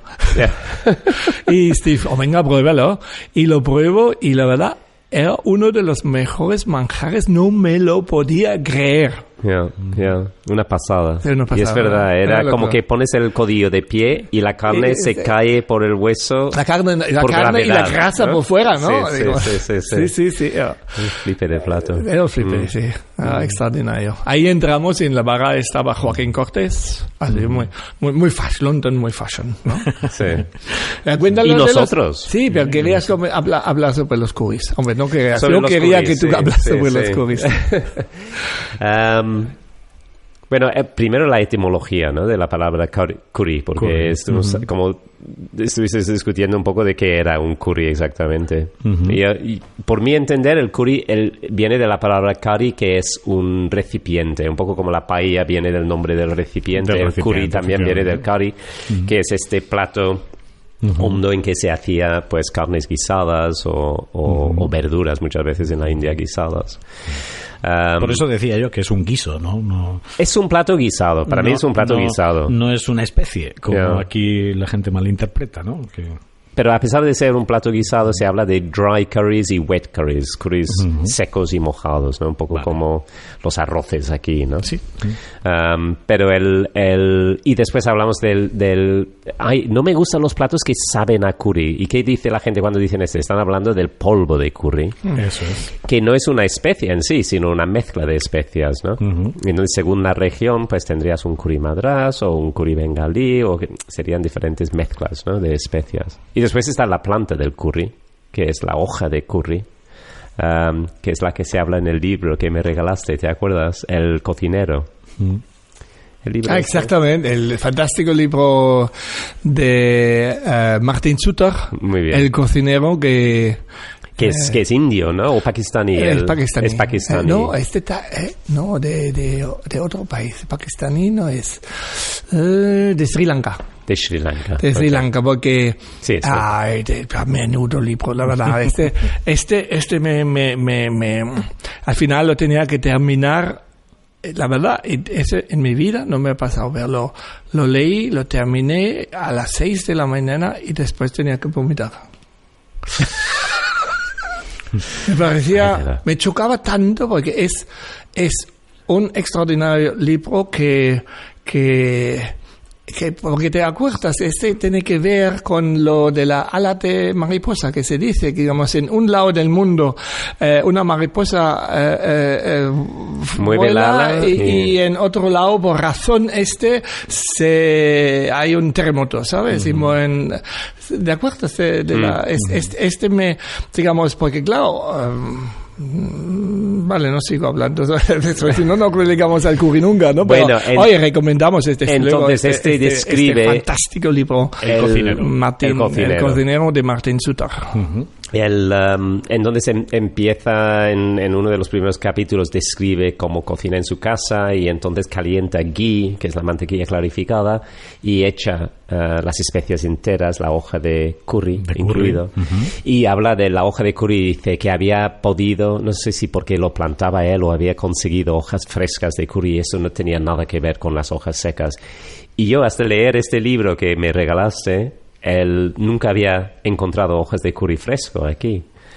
Y encontré, no me acuerdo de dónde, y entonces cociné con ellos y era verdad, ¿no? Que el aroma de esto, cuando lo echas en el ghee caliente, impresionante. Entonces, hablo de curries.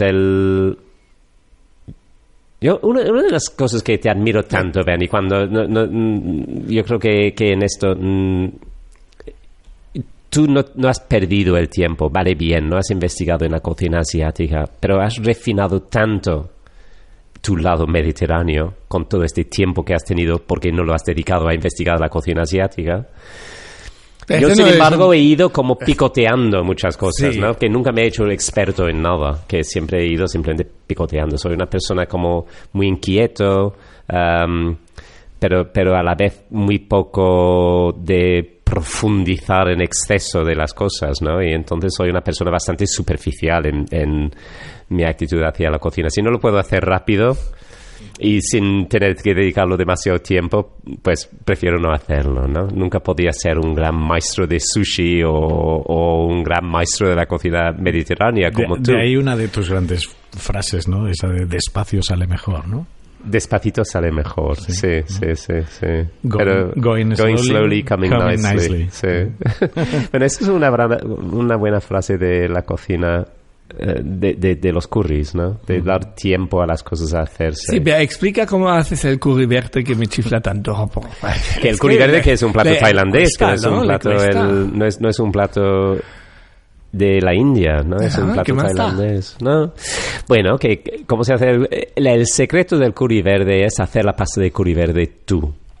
No lo compras en un sobre o en un bote o entonces, porque como son aromas tan frescas y tan cítricas y hoy en día como se puede comprar todos estos ingredientes en Valencia, pues que lo puedes hacer en fresco incluso crece. Aquí. O sea, cúrcuma fresca lo puedes comprar ahora en el mercado central, ¿no? Sí. Hojas de lima frescas, citronela que crece aquí en la huerta, Kafir. La lima kafir. Quizás lo que es difícil encontrar aquí es la pasta de gamba fermentada, pero se puede comprar perfectamente en un supermercado. ¿O no chino. Ponerla? No. Hay que ponerla. ¿Hay que ponerla? Hay que ponerla. Mira, es ahí justamente... vale, venga, lo ponemos. Es que no me fío de esas potes y lo miro a veces en bueno, siempre puedes sustituirlo por el garum de Ricard Camarena, si prefieres. ¿Ah, sí? ¿Tiene gambas? No tiene gambas, pero que el proceso es parecido, ¿no? Es una fermentación de anchoas. ¿Ah, sí? ¿Se podría poner? Sí. Entonces no es tan diferente, aunque es más como el nampla, más como la salsa de pescado que la pasta de gambas. La pasta de gambas es una pasta fermentada, sí. Esto solo se encuentra hoy en día. Mira, tenemos que hacer una fábrica. Tenemos pasta de gambas mediterránea para... entonces mezclando todos estos ingredientes con cilantro fresco, que también se puede conseguir aquí, y se hace esta pasta de curry verde y después es simplemente sofreírlo un poquito en un wok con leche de coco. Sí, la leche de coco se puede quitar también. ¿De la cocina tailandesa? Del curry. De un curry verde, no, sí, no. Imposible. Imposible. Un curry verde no sería un curry verde tailandés sin leche de coco. Lo siento. ¿Qué tienes en contra de la leche? No. Solamente saberlo, digamos. A mí no me gusta el coco, por ejemplo, ¿no? Yeah. Pero me gusta natural y... No, pero no resalta no resalta el coco. Imagino. Es como la cremosidad que da, ¿no? Realmente al curry. Entonces es esta mezcla de cremoso, fresco, picante... No sé, el punto en los curries para mí siempre es buscar este equilibrio, ¿no? Que no domina nada, pero todo es presente. Bueno, supongo que es la verdad en toda la cocina, en las cocinas, ¿no? De encontrar este momento en que todo está tan equilibrado y dices, o sea, qué bueno, qué bien lo he cocinado. Ha quedado claro que eres un puto crack.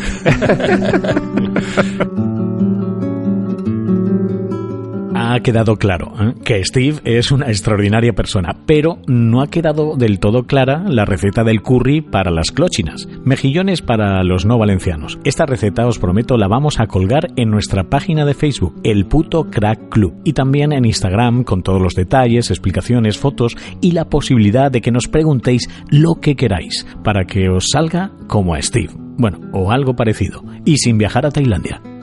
Pero ahora seguimos con el final de nuestro primer podcast. Hemos traído un regalo. Un regalo para ti. Lo he envuelto a traer, el papel no es muy bonito. Ya veo, es precioso. Es como muy... Pero es que como... Muy retro. Sí, pero no como no se ve, como no hay televisión, entonces... No, aprovechado. No. Bueno, podemos grabarlo también. Grábalo. Sí. Pero entonces se ve... Pues vamos a coger un papel mejor.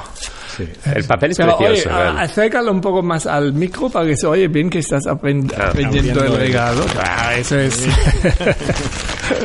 Qué bien, ¿no? Los efectos de sonido. Sí. Y es un libro... Sí. Y no tiene nada que ver con gastronomía. Pero se llama Clothes, Music, Boys. En inglés. Clothes, Music, Boys. Es uno de de mis Viv Albertin. Es uno de los libros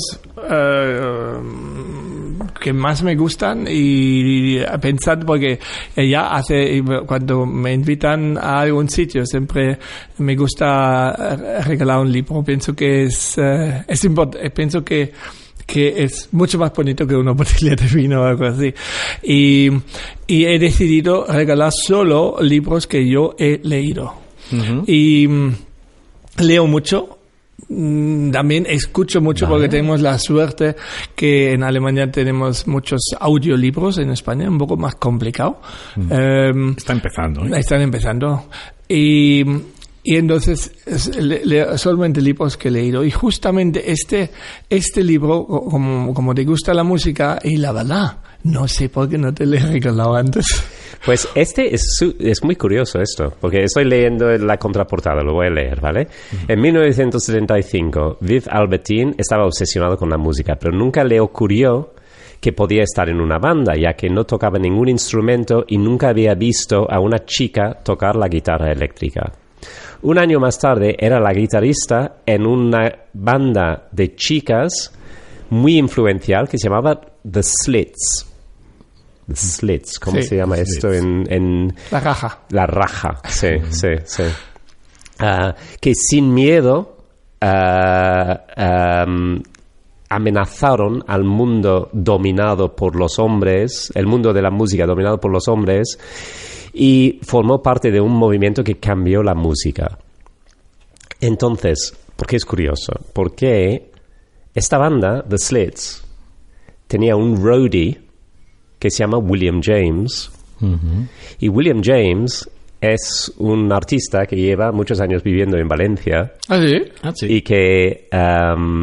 que ha sido muy amigo mío cuando yo vine aquí a vivir y hemos perdido un poco el contacto. De hecho, creo que sigue viviendo aquí, pero no estoy seguro. Entonces, lo voy a leer con mucha atención para ver si sale algo sobre William James, porque me acuerdo que me contó que él, durante una época, era el roadie de The Slits. Fíjate.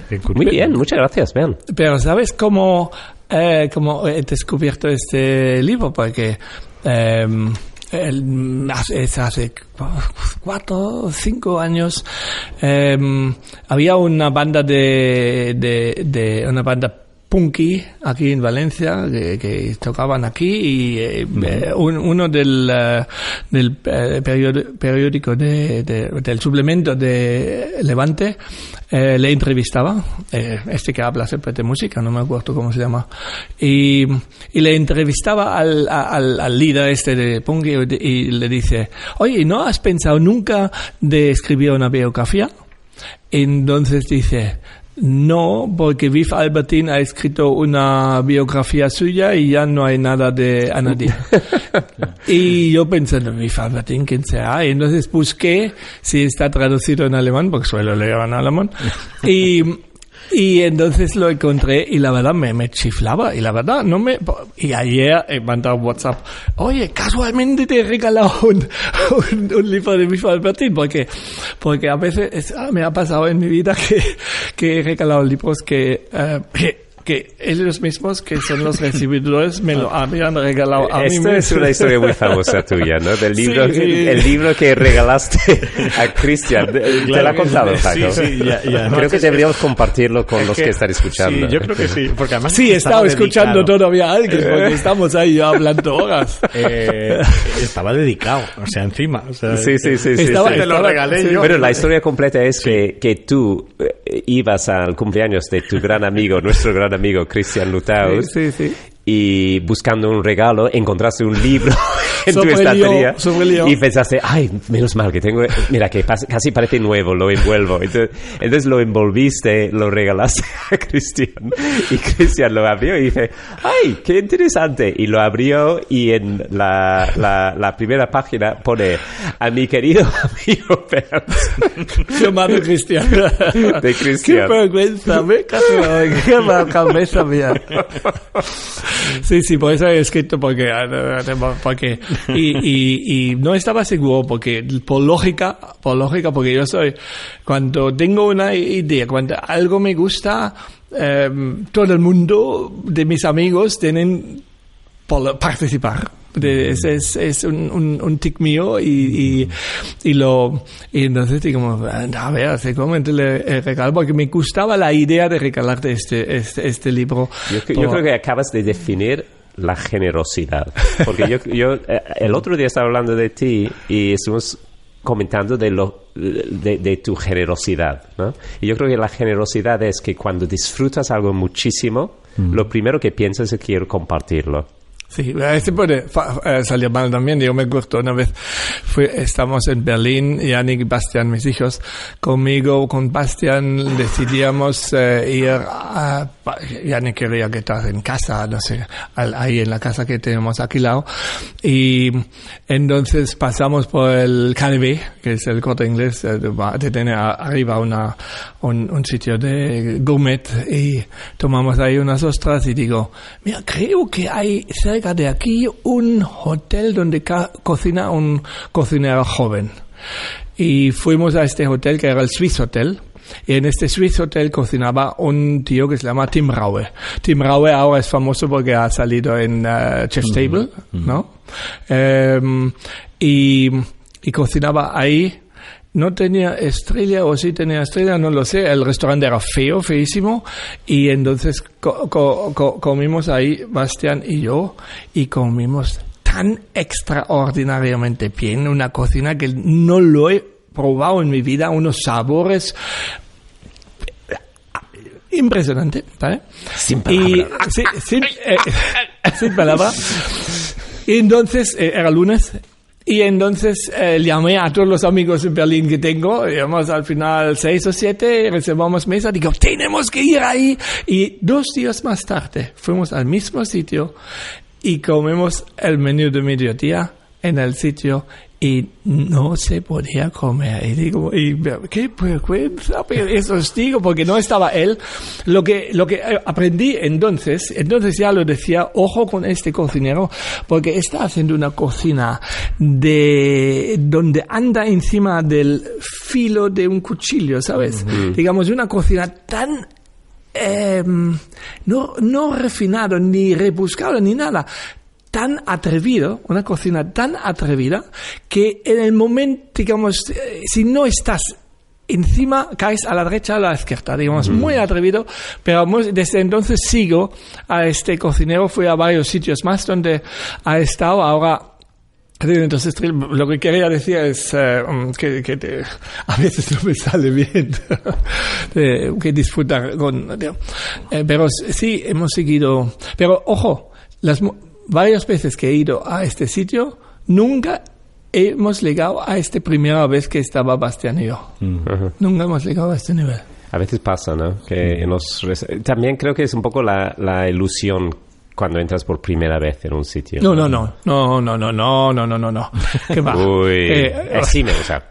Venga, a pelear. No. Digamos, las cosas buenas son buenas y punto. Digamos, cuando en esas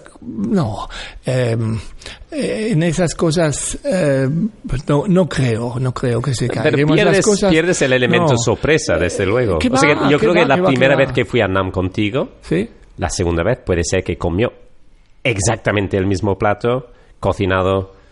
Bueno, nunca las cosas son exactamente iguales, ¿no? Pero seguramente había cosas que eran mejores y otras cosas que eran peores que la primera vez que fui. Pero no supo la igual. Sensación como que ya no es el elemento sorpresa que la primera vez que vine. No, mira, justamente ahí discrepo. Que digamos que existe una cocina, digamos, que sí que tiene un punto importante donde está, digamos, el Bui era un restaurante importante, digamos, de sorpresa. Pero justamente los platos de Nam, de mi opinión, diría yo que son... dependiendo de los cocineros y depende de la forma y depende del día y todo eso, y por supuesto pueden estar un día mejor, otros días peores, y a lo mejor este día cuando fuimos nosotros hemos comido realmente mejor que la segunda vez que ha sido. Digamos, esas variables hay en todos los restaurantes, eso es humano y sabemos que hay desde la cocina hay mucha influencia, pero generalmente no creo que ahí en la cocina de Tim Raue era este momento. Creo realmente, y tengo algunos sabores todavía en la boca de esta vez, creo que realmente era extraordinario. Y cierto, el lunes estaba Tim Raue personalmente ahí, y el miércoles no le he visto. ¿No? Así, así. Esto para mí mal planteamiento de negocio. Preguntamos la última pregunta, tiene que contestar. Si hay alguien ahí, sí.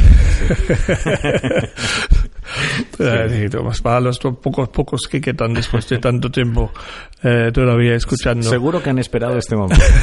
Yo estoy seguro. No. Sí. Si algún día escribes o dejas de escribir una biografía, ¿qué título tendría? Eso no es justo. Tienes que darme tiempo para pensar esto. Sí, ahí utiliza tu frase. Going slowly, coming nicely. No, porque eso no es mi frase, eso es la frase de mi abuela. Me refiero, digo, para que te la tomes con tiempo. Vale. Esto es una putada, vean. No se puede preguntar eso. A lo mejor la invitamos otro día. Tienes que invitarme otro día cuando he tenido tiempo para pensarlo. No, sinceramente, digamos, justamente contigo tenemos también la idea, no sabemos cómo va a funcionar eso con el podcast, pero si hacer lo nuestro también es mucho hablar sobre circunstancias que hay en la gastronomía, digamos, sobre temas como el horario, como el personal, como productos, ¿no? Y existe una idea de hacer un podcast también que podría llamar el Puto Crack Club Bon Rollo. Es la idea, puede cambiar. Y eso hacerlo a menudo, y entonces nos cogemos. Bueno, lo pensaré. Porque tú sabes siempre muchas cosas. No, pero ahora tienes que contestar eso, digamos. Ya he hablado un poco para que puedas pensar. Vale. Venga, ¿cómo lo llamas? En alemán lo llamaría noch einmal, bitte. ¿En serio? ¿Qué te parece? Otra vez. Traduce. No, es eso. Otra vez. Por favor. Otra vez, por favor. Porque creo que hay muchas oportunidades que pierdes en la vida. Hay muchas cosas que durante el curso de la vida lo haces mal y piensas, ¿qué hubiera pasado si hubiera hecho esto, no? Entonces, otra vez, por favor. ¿Y qué hubieras cambiado?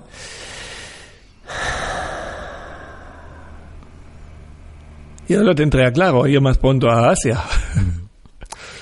No sé, creo que lo que aprendemos con el tiempo es que nos conocemos mejor, ¿no? Es una de las pocas ventajas de hacerte mayor, es que te conoces mejor.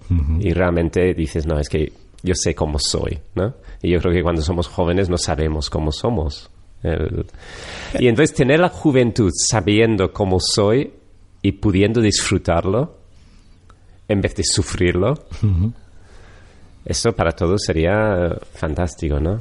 De ser Benjamin Button. Sí. ¿No? Y hacerlo al revés. Eso sería bonito, ¿no? ¿A que suena bien cuando habla inglés?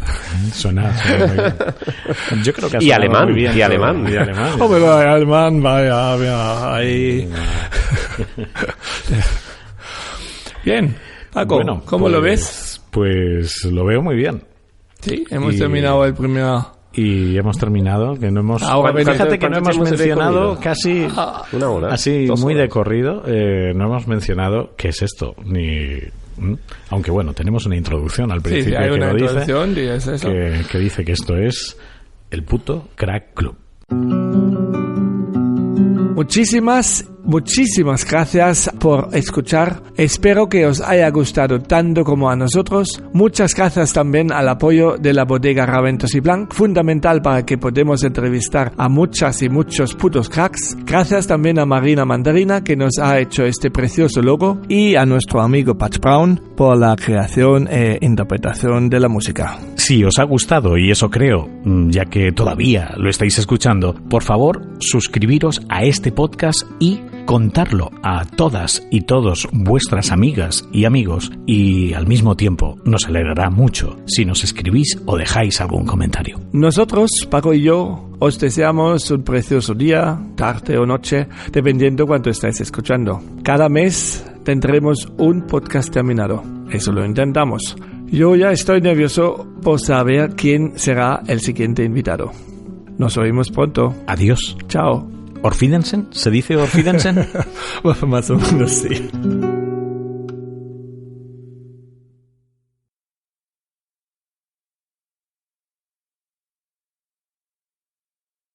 ¿Qué te parecía? ¿Cuánto tiempo hemos Fantástico. hablado? Pues 2 horas. Sí. 2 horas. Y me 20 cacho. ¡Hala! segundos. No me lo puedo creer. Y estoy sufriendo porque... Sí, sí. ¿Qué dice? Pero había bastante para No cortar. por un tema de... Había bastante para cortar, creo. Pues no creas que hay mucho para cortar. No, pero estaba bien, ¿no? Sí, ¿Te ha gustado a ti, Paco? sí, mucho. ¿Sí? ¿Sí? ¿En serio? Sí. Porque Paco viene De hecho, de la no. radio clásica. Que hecho no... Vamos a cortar muy poquito. ¿Sí? Muy poquito. ¿Tú crees? ¿Sí? Sí, yo creo que sí. Porque Paco viene de la radio clásica y estaba un poco preocupado. Entre otro también porque no hay música por debajo. Porque... ¿no? Digamos, no, hemos hablado mucho sobre este tema y a mí me importaba mucho que no parezca radio. ¿Sabes? Porque esa radio que hola, buenos días, son las 8 de la mañana, estamos aquí en radio. ¿no? El anuncio.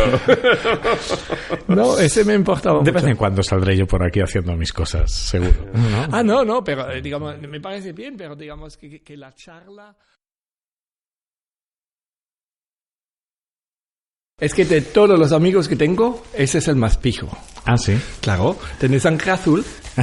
No es verdad. ¿No es verdad? No. ¿No tenés sangre azul? No, eso lo has Entonces inventado alturas me tú. entero. Oye, que mi voz suena muy sexy en esto, ¿no? Sí. ¿Te has dado cuenta? Hombre, sexy es un decir, ¿no?